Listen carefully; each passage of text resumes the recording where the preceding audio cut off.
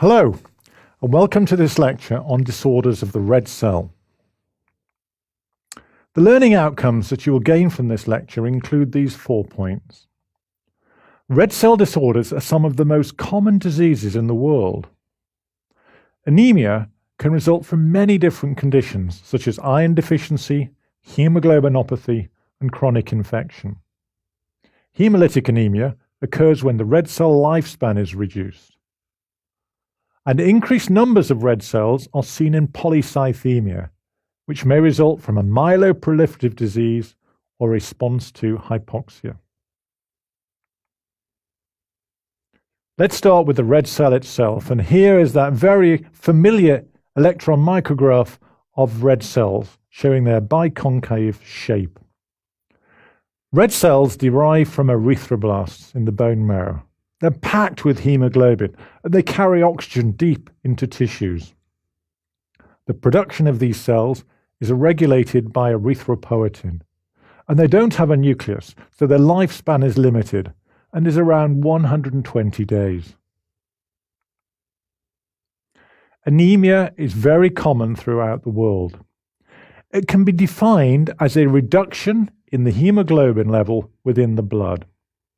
But remember that this must be taken in relation to two factors. One is the age of the patient, and the other is the gender. Let's just look at that table on the right, which shows typical hemoglobin concentrations at different ages.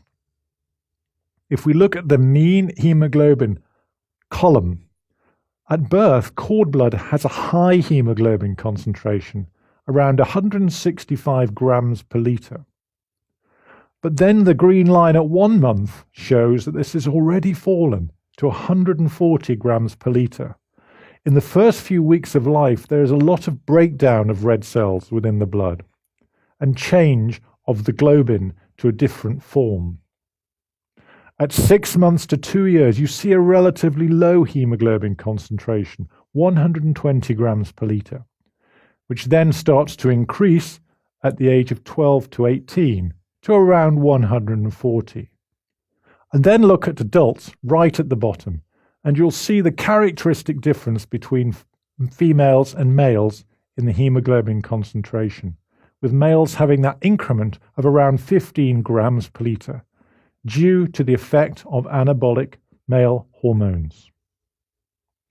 Now, the symptoms of anemia include a range of things, including tiredness, shortness of breath, poor concentration, palpitations because the heart is beating fast and vigorously, and of course, pallor is a sign that somebody may be anemic.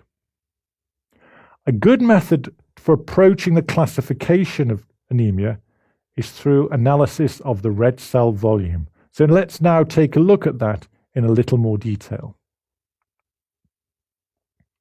Here we see the classification of anemia based on the mean cell volume. So on the blue row, you will see the anemia type. Microcytic hypochromic. Those are small cells with low levels of hemoglobin. Here we have two subsets of disease that we will discuss in more detail: iron deficiency and thalassemia. In the middle, we have normal size cells, normocytic and normochromic. These are due to chronic infection, renal disease, and marrow disease, and may also include hemolytic anemia. Whereas on the right, we have macrocytic anemia, large red cells with a raised MCV. And we'll see later on how these are normally secondary to vitamin deficiencies, particularly vitamin B12 and folate deficiency. Let's take the first of these, and that is iron deficiency. First, we have to consider the physiology of iron within your body.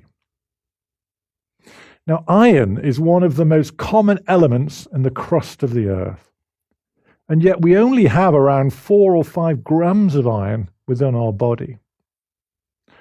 There's also no mechanism for regulating the excretion of iron, and so we have to be very careful how much iron we absorb. We now think that this is the case because iron can be quite toxic in excess, and it can even lead to damage of DNA. And so the absorption of iron is controlled to levels that we just need to maintain normal physiological function.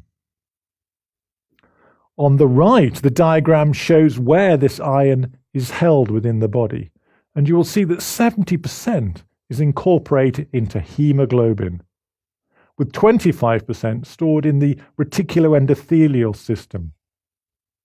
Minor fractions are circulating within the blood. You just completed your first video of the world's best medical exam preparation. Lecturio brings the knowledge of worldwide leading medical experts and teaching award winners to your PC, tablet, or smartphone. Prepare yourself and check your progress with thousands of quiz questions, customized to USMLE standards. And the very best, you can get in touch with our medical experts personally. Visit lecturio.com now and continue with the most inspiring medical education around the globe, anytime, anywhere.